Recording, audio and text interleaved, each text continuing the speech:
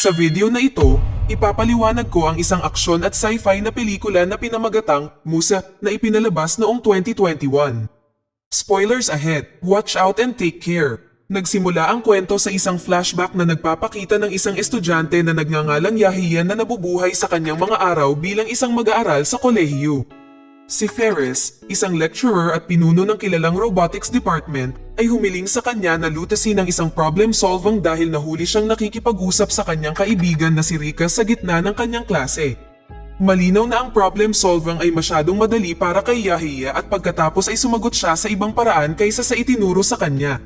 Pagkatapos ay sinabi ni Yahya na ang formula ni Ferris ay luma na at ang formula mula sa sagot na kanyang isinulat ay mas mabilis.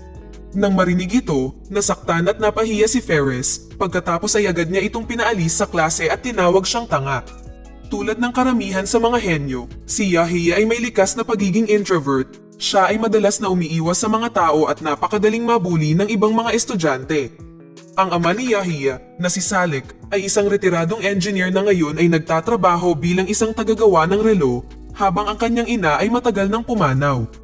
Isang gabi, si Nasser, ang asawa ni Salma na nagtatrabaho bilang kasambahay sa bahay ni Salek, ay dumating sa bahay ni Salek, ngunit agad itong pinaalis ni Salek dahil si Nasser ay madalas na gumagawa ng domestic violence laban kay Salma, at ito ay humingi na rin ng proteksyon sa kanyang mga magulang. Umalis na lang si Nasser habang nagpipigil sa galit.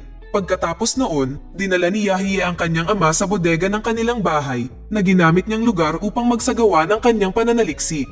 Pagkatapos ay ipinakita niya sa kanyang ama ang kanyang imbensyon, isang super sophisticated robot na pinangalanang Musa. Si Musa ay ipinangalan sa kanyang kapatid na namatay noong siya ay ipinanganak pa lamang. Ang robot na si Musa ay nakaprogram at maaaring kontrolin ni Yahya sa pamamagitan lamang ng kanyang isipan gamit ang kanyang artificial na VR na konektado sa kanyang spinal cord. Sa halip na mamangha, iniisip ni Salek na ang maliit na robot ay laruan lamang ng mga bata. Ilang saglit pa, habang nagpapahinga silang dalawa, bumalik si Nasser kasama ang kanyang mga kasabwat at sa pagkakataong ito ay may dalang baril.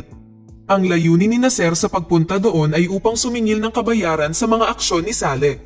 Si Salek ay binugbog ng husto at lahat ng kanyang ginawang relo ay ninakaw at ang kanyang bahay ay sinunog. Samantala, ang isang natatakot na si Yahya ay nagtatago lamang sa kusina habang may dalang kutsilyo. Hindi man lang siya naglakas loob na iligtas ang kanyang ama na nakahandusay sa kanyang bahay na nasusunog. Ilang sandali pa, dumating ang mga pulis at isang fire brigade, ngunit sa kasamaang palad, hindi na nailigtas si Salek. Pagkatapos ng pagbisita sa libingan ng kanyang ama, sinadya ni Yahya na ibenta ang kanyang bahay, maliban sa bodega kung saan siya nagsasagawa ng kanyang pananaliksik. Pagkatapos ay iniulat niya ang insidente sa pulisya, ngunit dahil pinagmamasdan siya ni Nasser, kinansela ni Yahya ang kanyang intensyon dahil natatakot siyang patayin ni Nasser. Mula sa araw na iyon, determinado siyang maghiganti sa ibang paraan gamit ang sarili niyang mga kamay. Pagkatapos ay gumawa si Yahya ng isang higanting robot gamit ang minanang pera mula sa kanyang ama. Sa loob ng maraming araw, nagkulong siya sa bodega para gawin ang robot, at pagkatapos ng mahabang proseso, sa wakas ay natapos na ang robot na si Musa. Pagkatapos ay hinanap niya si Nasser at ang kanyang mga barkada at sinundan sila sa kanilang base sa isang abandonadong gusali. Buong tapang na ipinakita ni Yahya ang kanyang sarili at pagkatapos ay nagtago sa kung saan. Pagkatapos ay inutusan ni Nasser ang kanyang mga tauhan na tugisin siya, ngunit hindi nila mahanap ang kanyang pinagtataguan. Sa ibang lugar, inactivate ni Yahya ang kanyang VR, at lumabas ang robot na si Musa na itinatago niya sa ilalim ng kanyang sasakyan. Hindi nagtagal, dalawang tauhan ni Nasser ang madaling napatay. Kasunod, pagkakataon na para patayin si Nasser. Nang makita kung gaano nakakakilabot ang robot na si Musa, sinubukan ni Nasser na tumakas, ngunit ang kanyang mga pagsisikap ay nawalan ng saysay dahil agad siyang hinampas ni Musa ng kahoy hanggang sa siya ay mawalan ng malay.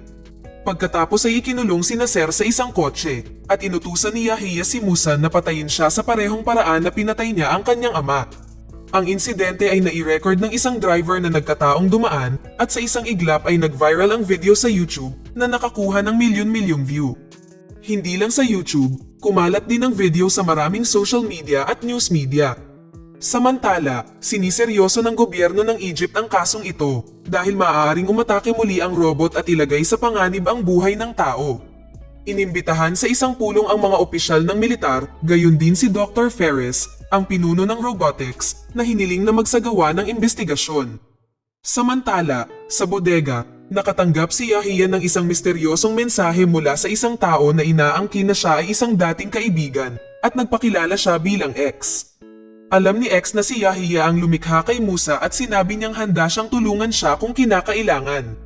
Ilang sandali pa, dumating si Rika para makita si Yahya. Malamang na alam na ni Rika na si Yahya ang may gawa ng robot dahil aksidenteng nahanap ni Rika ang sketchbook ni Yahya na naiwan sa classroom at naglalaman ito ng sketch ng disenyo ni robot na si Musa. Si Yahya, na naniwala sa kanya, ay ipinakita sa kanya ang robot na si Musa na itinatago niya sa ilalim ng isang bodega na makakapasok lamang sa isang lihim na nakakandadong pinto.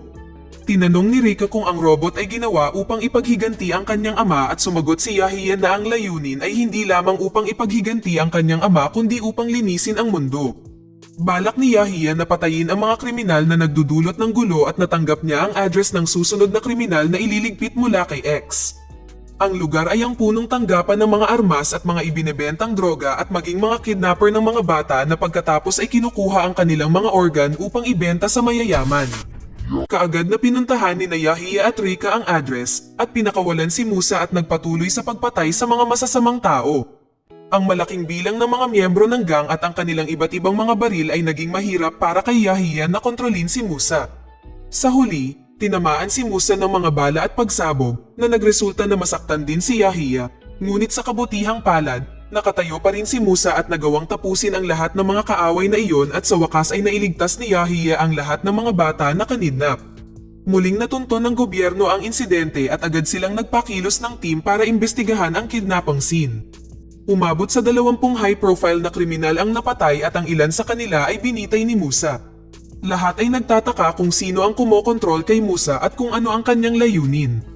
Sa mga sumunod na araw, ipinagpatuloy ni Yahya ang pakikipaglaban sa krimen gamit ang kanyang robot at tiyak na pinapagaan nito ang gawain ng pulisya tulad ng pagpapahinto sa mga takas na sasakyan, paghuli sa mga armadong grupo, at pagliligtas pa sa mga bata mula sa sunog at aksidente.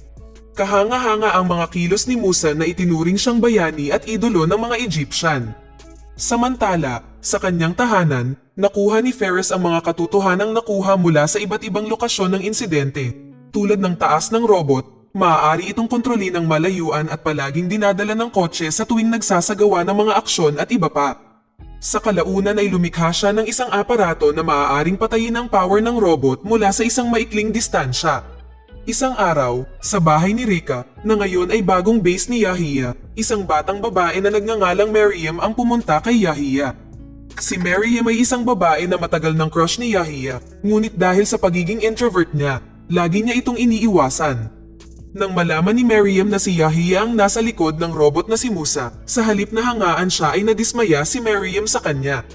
Ayon sa kanya, hindi ito magandang solusyon para matugunan ang krimen at tiyak na malalagay sa panganib ang buhay ni Yahya. Lumalabas na may kimkim din si Miriam kay Yahya mula nang una silang magkita sa campus, ngunit ang pag-ibig niya kay Yahya ngayon ay naging pagkamuhi at sa huli ay lumayo siya sa kanya. Samantala, nagawang matunto ni Ferris at ng investigation team ang sasakyan ni Salek na ginagamit ni Yahya. Pagkatapos ay kumilos ang pulisya upang salakayin ang kanyang bahay at pareho silang inaresto. Pagkatapos ay dinala si Yahya sa kustodiya at pinilit na paaminin na siya ang lumikha ng robot na si Musa. Gayunpaman, nagpanggap si Yahya na hindi niya alam kung ano ang tinutukoy ni Ferris. Tutal, wala namang ebidensya o record ng robot sa bahay ng kanyang ama.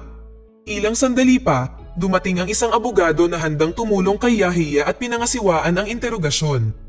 Dahil walang ebidensya at walang criminal record si Yahya, pinalaya siya, ngunit si Ferris at ang kanyang team ay naglagay ng mga nakatagong mikropono sa bahay ni Salek. Kinagabihan, biglang nawalan ng malay ang anak ni Ferris na si Yusuf, na lumalabas na may delikadong sakit ito na hindi kayang gamutin ng mga doktor sa Egypt. Kaya pinayuhan ng doktor si Ferris na operahan ang kanyang anak sa Germany na nagkakahalaga ng 3 bilyon. Si Ferris, na walang ganoong kalaking pera, ay nagpasya na gamutin si Yusuf sa abot ng kanyang makakaya. Pagkatapos, nakipagkita si Ferris kay Semir, ang pinuno ng pangkat na nag-iimbestiga sa kaso ng robot na si Musa, na ama pala ni Miriam. Pumunta doon si Ferris para makipag-deal kay Semir.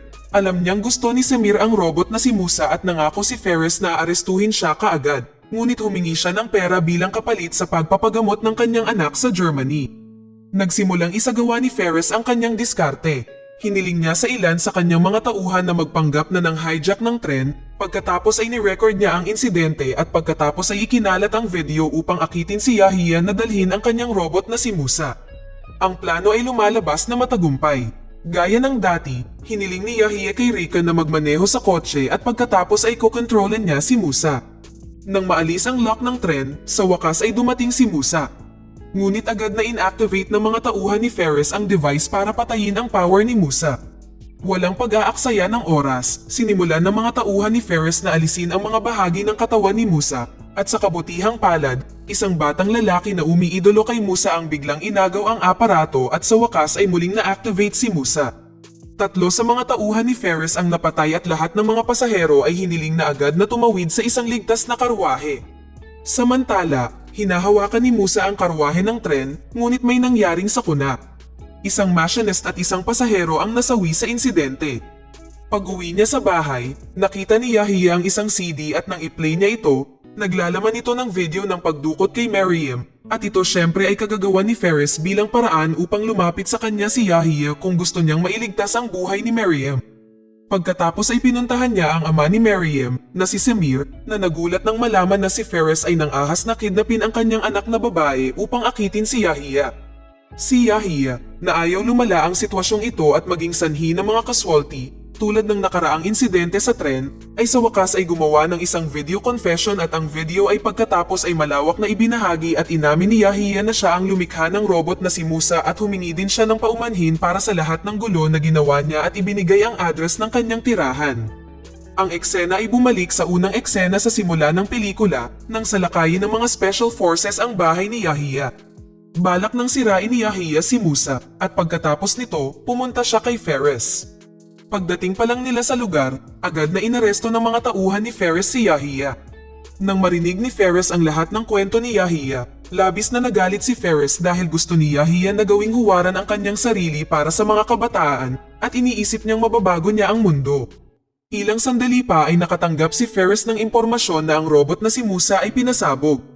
Sa wakas ay nakalaya na si Maryam dahil nangako si Yahya na ibibigay kay Ferris ang blueprint ng robot na si Musa. Ngunit ginagamit lang pala ito ni Yahya para magkaroon ng sapat na oras dahil dumating na si X at ang kanyang mga kaibigan sa dark web sa lokasyon at nagawa nilang patumbahin ang lahat ng tauhan ni Ferris gamit ang pampatulog na usok. Pagkatapos ay pinatay ng mga miyembro ng dark web ang kuryente at nagtanim ng mga bomba sa paligid ng gusali, habang si Ferris, na nakakaalam na ito ang gagawin ni Yahya at ng kanyang mga barkada, sa wakas ay tumakas siya mula roon. Sa kasamaang palad, hindi na nagawang tumakas ni Yahya dahil hinahabol pa rin siya ng 2 tauhan ni Ferris. Pagkatapos ay binura ni Yahya ang larawan ng disenyo ni Musa na iginuhit niya sa dingding. Dahil alam niyang mamamatay siya sa pagsabog, tinawagan ni Yahya si Maryam upang ipahayag ang kanyang nararamdaman, na sa lahat ng oras na ito ay talagang mahal niya ito. Tulad ng bili ni Yahya, agad na inilayo ni Rika si Maryam doon nang maging magulo na ang sitwasyon. Pinadalhan din siya ni Yahya ng liham na naglalaman ng mga huling mensahe niya kay Maryam. Hiniling niya kay Maryam na alagaan ang sarili. Sinabi rin ni Yahya na hindi dapat manahimik ang mabubuting tao dahil iisipin ng mga masasamang tao na ang kanilang ginagawa ay tama. Sa ibang lugar, sa wakas ay naaresto si Ferris dahil sa pagkilos ng walang pahintulot ng gobyerno at nakapinsala sa maraming tao, pumatay ng mga sibilyan at kinidnap pa ang anak ng kanyang amo. Nagtatapos ang pelikula sa isang eksenang nagpapakitang si Yahya ay buhay pa at iniligtas ni X, ang kanyang dark web friend. Samantala sa lugar ng pagsabog, sa base ni Yahya, nakita ng isang misteryosong lalaking naka-hoodie ang pangunahing bahagi ng makina ng robot na si Musa. Dito na nagtatapos ang kwento. Sana ay nagustuhan nyo, mag-subscribe na kung hindi ka pa nakasubscribe, pindutin na rin ang notification bell at like button upang matulungan ang channel, and leave a comment down below. And as always, thank you for watching.